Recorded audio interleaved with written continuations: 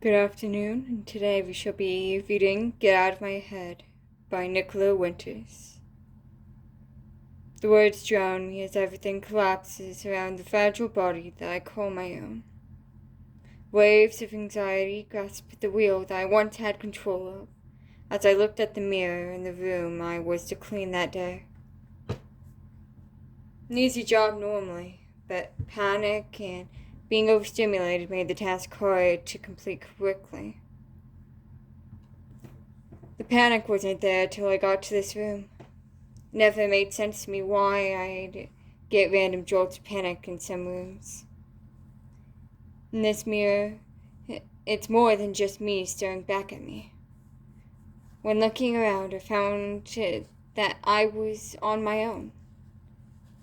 Through the panic, I heard two familiar sounds in which I tried to use to ground myself. The familiar ticks of the clock didn't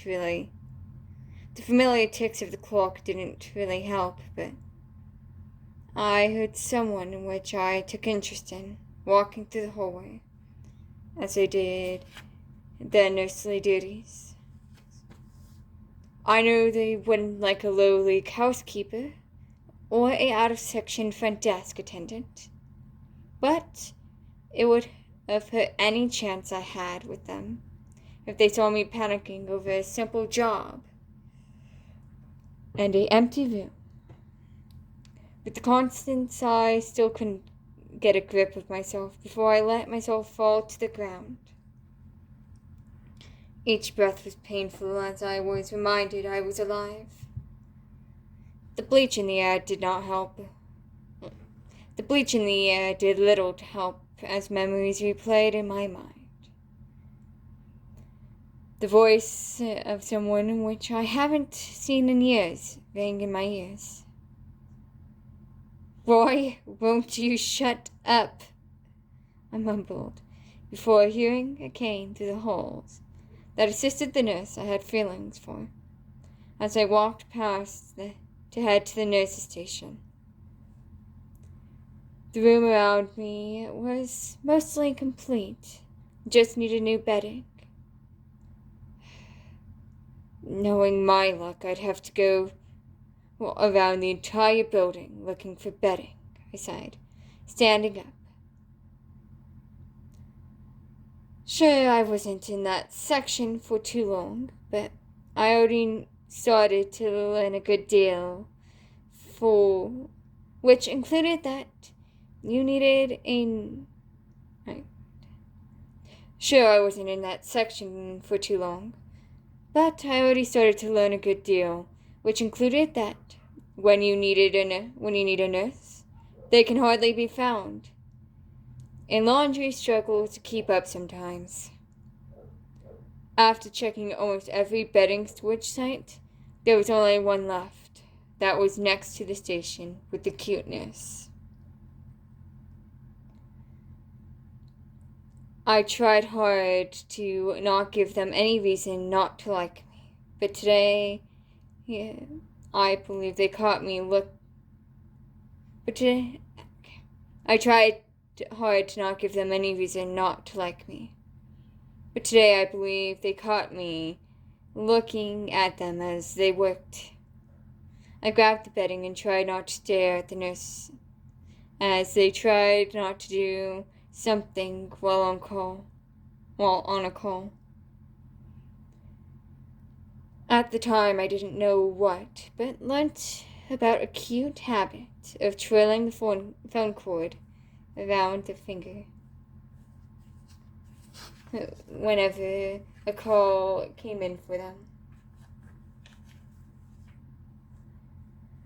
I went to the room I was working on, and not more than 5 minutes passed before the panic came back. I could feel phantom touches to my skin, and could hear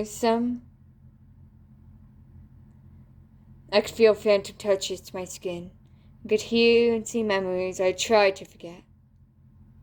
It was distracting to the point of making me slower at my job. During this time, I felt like I would be hit, like I used to be before being locked in a dark room. before being hurt in more ways than one. Before the memories could fully overwhelm me, I finished the room and shut it properly. I went to my temporary cot and took 5 minutes getting to a more normal breathing pattern, as I felt many sets of eyes on me. My body trembled under the pressure of a good amount of memories. I looked up to catch the nurse looking at my direction, but they seemed to look away when I looked at them before their phone went off. My phone soon buzzed with a voicemail from a creep who left 3 to 5 voicemails a day. I took a moment to check over my list, half hoping that was the end of the day. But I still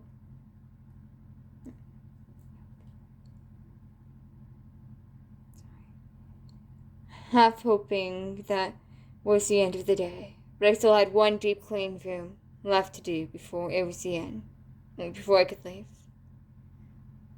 Ugh, so much work left to go, I muttered, before going to the last room I was talking about, as I tried not to trip or fall to the ground due to my knee killing me. I could feel almost everyone's eyes on me as I went past most of my colleagues. The nurses were chatting behind their desk, and Stella was playing with her hair as she talked. Her face was hidden by a mask she almost always wore. Actually, now that I think about it, I don't think I ever saw her without her mask. While in thought over what her face looked like, and the smile I've never seen, not a single time, my shoulder clipped the wall. It didn't hurt much, but it felt like it was bleeding. But there was no damage before or after that. The room didn't seem too bad, but the memories made it more difficult as I cleaned another room that made me feel like it was suffocating me. After I got part of the room done, I spent a moment watching CNAs and nurses rush between many rooms in the hallway. Stella still proved to be quick, even with a cane and a knee clearly in pain.